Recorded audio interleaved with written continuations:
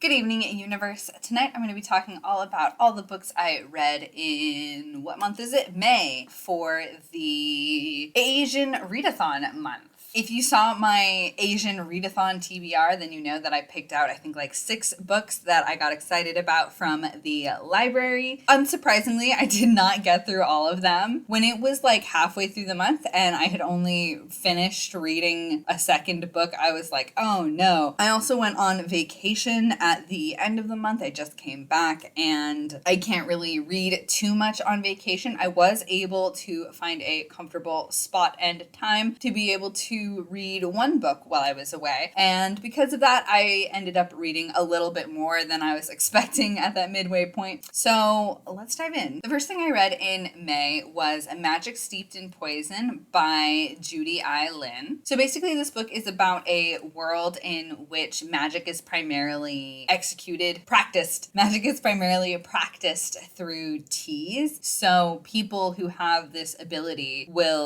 magical ability, will brew tea, and then through the tea more effects will happen. It'll make basically like a potion, and then the person who drinks it will feel like stronger, or all sorts of things could happen. Sometimes it's like it connects to people and they have like a telepathic bond. So there's a really wide array of effects. That was the main thing that brought me to this book. I was really interested in a tea-based magic system. Carrie from Carrie Can Read had mentioned how like lush and beautifully described all of the magic work is.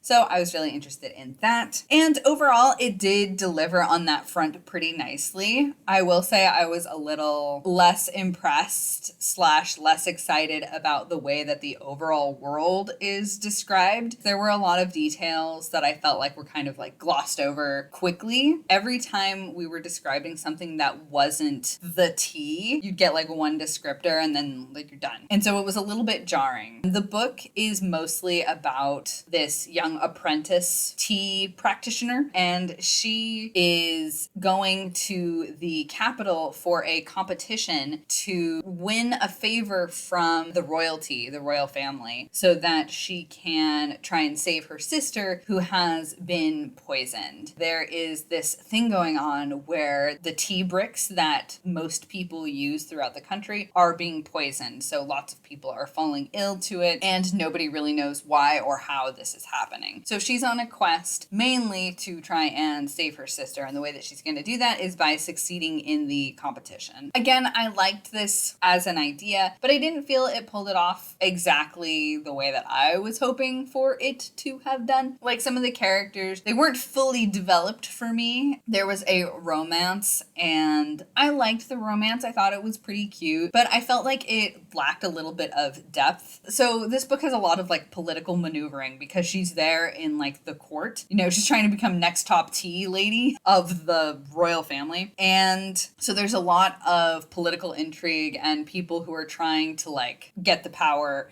and keep the power, and she keeps like learning secrets, and she gets kind of caught in this web. There were a couple of times where the political maneuvering didn't really make sense to me, and I don't know if I just like missed something, but it would be like, well, this is this because of this, and it's like that conclusion did not fully make sense to me. I don't understand why that is happening. And there are a couple of moments where she like changes her mind kind of abruptly about something, where she's like, I trust this person. Oh wait, now I don't trust them because I've been given like one single scrap of evidence from somebody else, and now I know that they're actually bad without like doing any more research of my own or trying to figure out if this person was lying or anything like that. There were just a couple of leaps that didn't really work for me. However, I did still enjoy it. I am interested to see where the story is going to go, and I think it's really likely that I'm going to at least borrow the sequel from the library and give it a read. I think it's unlikely that I'll buy the sequel, but I did enjoy it enough to continue at least reading the series. And that was, again, A Magic Steeped in Poison by Judy I Lin. Next, I started reading 1,000 Steps into Night by Traci Chee. So first of all, look at how beautiful this art is. I love how simple it is. It really reminds me of like a woodcut almost, kind of like, because it's got those simple lines and it's really just beautiful. I love this cover a lot, and it also is very indicative of the style of the book. I originally picked this up because it is by Traci Chee, who has one of my favorite trilogies, the Reader trilogy or Saving King Gold trilogy. So I picked it up just because of the author, because I fully trusted her, and I was not at all disappointed. Possibly one of my favorite books of the year so far. Our main character is a teenage girl who lives in this world where there are spirits and demons who just kind of roam about. Her name is Miyuko. She gets kissed by a Xiaohua, a demon known as a death woman. Basically what their power is like they touch, and the thing that they're touching starts to die. The demon sucks the life force out of them with their touch. So she gets kissed by the Xiaohua, and instead of having her life drained out of her, she feels a little bit strange. And then she realizes that she has blue, like the demon's skin, because the demon is also like this bright indigo is how she's described. She has that same skin color,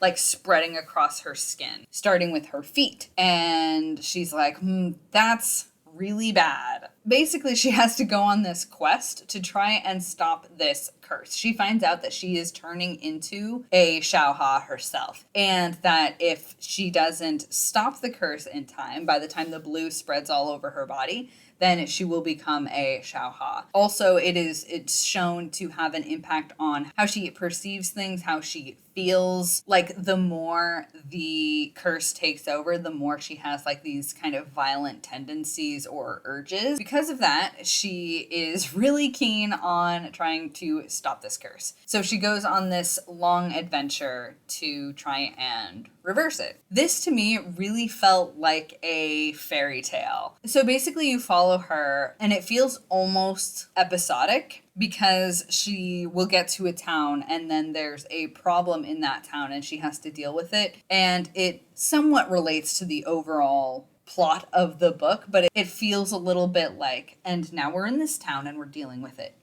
And now we're in this town and we're dealing with this other completely separate issue.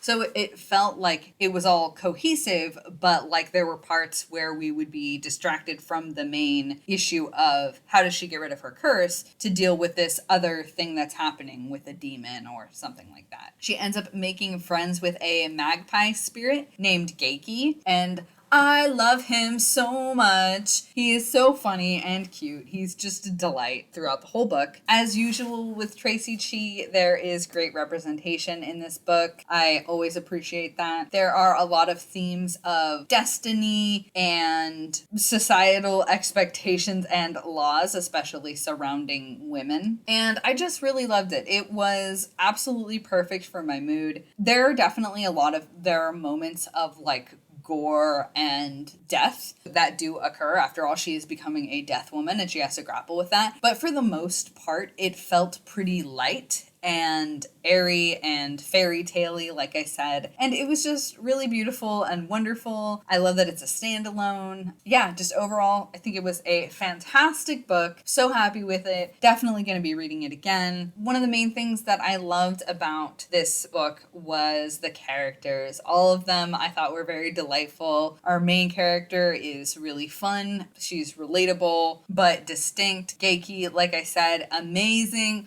And then she meets and makes friends with a lot of other characters along the way, and they're all wonderful and distinct and delightful. This is just such a beautiful story. I adored it. That was, again, 1,000 Steps into Night by Traci Chee. So the next thing I started reading was The Ghost Bride by Yangtze Chu, and I enjoyed the parts that I read. So I ended up DNFing this, but it wasn't really because of the book as much. It was more like what I had going on. So this is historical fantasy. Essentially what happens is our main character is in somewhat dire straits economically. Her father is addicted to opium. He smokes quite a lot of it, and her mom is dead. The reason for this is, I believe, smallpox. I think that's what it was. It was a horrible disease, and it left her father, who used to be very handsome. He's hideously scarred now, and he's really withdrawn into himself, so he doesn't do a lot of the important like social networking that he should be doing, especially in regard to getting her a good match, like as a romance. At the beginning of the book is when he, the father, is like, hey, so somebody offered for you to become a ghost bride. And what a ghost bride is a girl who marries a person who is already dead. And the idea is that this will appease the ghost and that they will have company in the afterlife that they would otherwise not be able to have. She is not on board with this. She does not want to be married to a dead person, even though it would kind of solve their economic issue because the family that she would be marrying into is quite well off. Then she would kind of be set, but she's like, no, I want to at least dream of a somewhat happy marriage. I don't want to be married to a dead guy. It's also very like luck plays into this story a lot. She's like, that seems unlucky. I don't want any part of that. And the father's like, okay. So she doesn't end up doing that, but she does learn more about the family. And there is trickery afoot with her and this plan to get her to be married to this deceased person. So as the story progresses, she starts having these strange nightmares and gets wound up essentially with all these problems having to deal with the afterlife. The concept seemed really interesting to me, so I started reading it. I did enjoy it mostly. It is a very classic kind of narration style where it's a little bit, and then she went through her day doing this, and then there she was, crippled by her grief. Like, it has that kind of sort of formal, I guess, narration style, and that was pretty nice, pretty refreshing from the stuff that I usually end up reading. However, I was, as the kids say, going through it at this time, so I decided that I wanted to read things that were a little bit lighter. She just was having like one struggle after another, and I was like, man, I've got enough of that going on out here right now. This is not what I need. So it just wasn't working with my current mind state, and then I borrowed it from the library, and the library was like, it's due in 2 days, and somebody else has a hold on it, so you can't renew it. Since I was like somewhat already not feeling it, and since it was due back, I went ahead and decided to DNF it for now. Maybe I'll rent it when it becomes available from the library again. That was The Ghost Bride by Traci Chee. Like I said, I did want something a little bit more fluffy going forward, so I was wandering through the aisles of my library after having returned to The Ghost Bride, and I saw Liselotte and the Witch's Forest by Natsuki Takaya. And if you don't know who this is, she is the writer of, can you guys see it up here? Fruits Basket. I absolutely love Fruits Basket, so I wanted to go ahead and check this out. I thought it would get me that like light, kind of funny vibe that I was looking for. And I read volume 1 of this, and I really enjoyed it. There's a lot going on. Her style of humor is very present. I like the main character. She does feel very distinct from Toru, which I liked. I was a little bit nervous that she was going to be too similar, but not at all. And basically what this is about so far, and I suspect that, like with Fruits Basket, you find out more about what's actually going on the more you get into the series. So like you find out about the past, the more you read forward. So this is about a young woman who's been sent to this far off woods from her kingdom to the east of the east of the east. So she is far out there, and she has 2 companions with her, a set of twins who help her with like cooking and cleaning and things like that. Our main character, Liselotte, is told by one of the twins that there are witches in this forest and she has to be careful. And our story kicks off when she does in fact encounter a witch. Then she meets another character who looks a lot like somebody that she used to know and seemingly maybe had a romantic entanglement with, but he has a different name. So obviously it can't be him. Obviously. It was really cute. I loved everything about it. And I would be a lot more hyped for this series if I didn't know that it goes on hiatus indefinitely after volume 6. It might even be volume 5, I actually don't remember. But it's been on hiatus since I think 2013, so the chances are not looking good. of this being picked back up, which is a tragedy because it does seem very cute. I think I'm going to continue reading it and just enjoy what I can of the series and just be okay with the eternal non-conclusion of it. Like I said, I was having a little bit of a rough time during May, so I wanted something that was really familiar and comforting to me. So I picked up The Red Scrolls of Magic by Wesley Chu and Cassandra Clare. I thought this was a good fit, one, because I love Shadowhunters. I knew it would be familiar enough to kind of give me that nostalgic soothingness that I was looking for. And also, it was written by Wesley Chu, who is an Asian author, and Cassandra Clare, who is a Jewish author.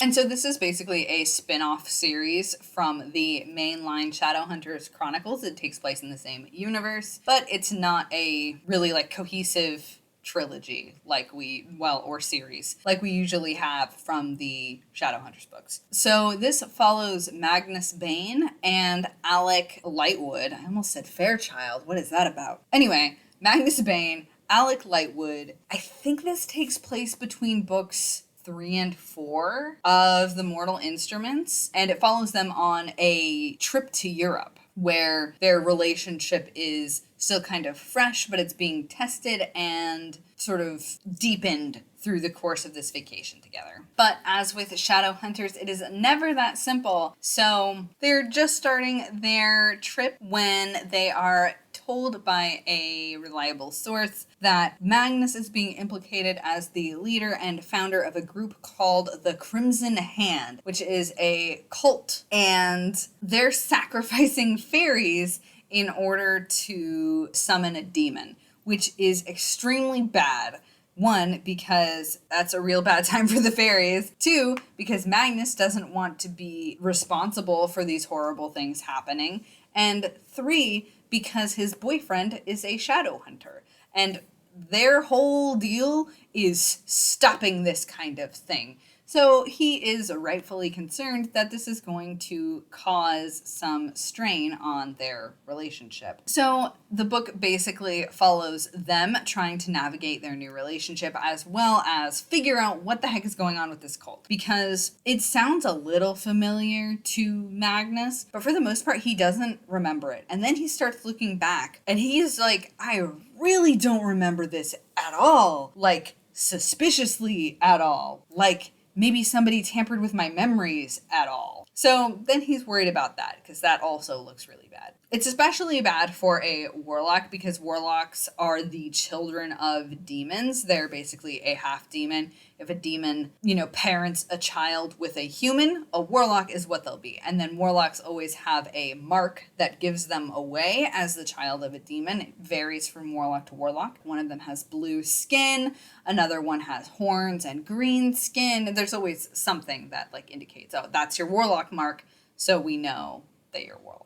They also have powerful magic. Magnus is especially powerful. But yeah, so a cult that is based around raising demons that may or may not have been founded by the child of a demon is a really bad look. So Magnus and Alec set out to find the truth. I really enjoyed this. It did feel like the writing style was a little bit different than the writing style in the mainline books. Like, this writing style felt a little bit more less elegant, I guess is what I'll say. I still really enjoyed it though. I thought the story was great. I loved Magnus and Alec trying to figure out who they are together because they have... So Magnus, if you aren't familiar with the characters, Magnus is an extremely flamboyant, charismatic warlock. He's known for throwing these amazing parties, for his elegance, and for being all around very lovable. He has a ton of social connections, whereas Alec is a curmudgeonly homebody who really gets uncomfortable talking to any strangers. He means well, but it is kind of hard to pierce that grumpy outer shell and get to know him. And he is also grappling with the fact that he is openly gay, which in Shadowhunters at this time is not smiled upon by the Clave. The Clave is the governing body of the Shadowhunters, and they are like extremely old-fashioned in everything that they do. Like they're distrustful of technology. They're very like rooted in tradition. And some of that comes through in good old-fashioned homophobia. So Alec is also dealing with that, and with a parent who is not necessarily the most supportive. While dealing with that, he's also dealing with the fact that he is dating somebody who is quite high profile. Magnus Bane is the High Warlock of Brooklyn, which means he is the biggest, baddest warlock in Brooklyn around. People know of him. He's like a celebrity. This is especially challenging for Alec, who knows he's such a grumpy boy, and he's like, why would Magnus, beautiful, beloved Magnus, choose me when he has all these other people falling at his feet? So that's something he has to kind of deal with, whereas Magnus is dealing with kind of the other side of this, which is, I am literally demon spawn trying to date somebody whose job it is to eradicate demons. So Magnus has a little bit of really deep self-worth problems, whereas Alec is kind of like, well, I'm grumpy and kind of hard to get along with, so I don't really get why Magnus would like that. Whereas Magnus is like, my existence is an abomination. Alec knows this. I can't fully reconcile, this. And so it's them navigating that while also trying to find out what the heck is going on with the Crimson Hand. They are joined by a few characters that we know from the other Shadowhunters books and a few new ones. And overall, it was a fun story and very comforting. Exactly what I was looking for. In that same spirit, I picked up Mooncakes by Wendy Xu and Suzanne Walker. Full disclosure, I read this when I was extremely sleep deprived, but I picked it up because I thought it would be cute and wholesome, and for the most part, it was. This is a graphic novel, which is about a young witch and her werewolf friend / love interest. I don't know if it was just because I was very sleep deprived or if it's because of the way this was all written or framed, but I didn't 100% understand what was going on with the magic or what the main characters were trying to exactly achieve. But from my muddled lack of sleep brain, what I got was there is a creature that the werewolf has to use their magical wolf power to like contain or bind or stop them. They've got to stop them. And they don't know how to do it yet. They don't really have a full grip on their ability.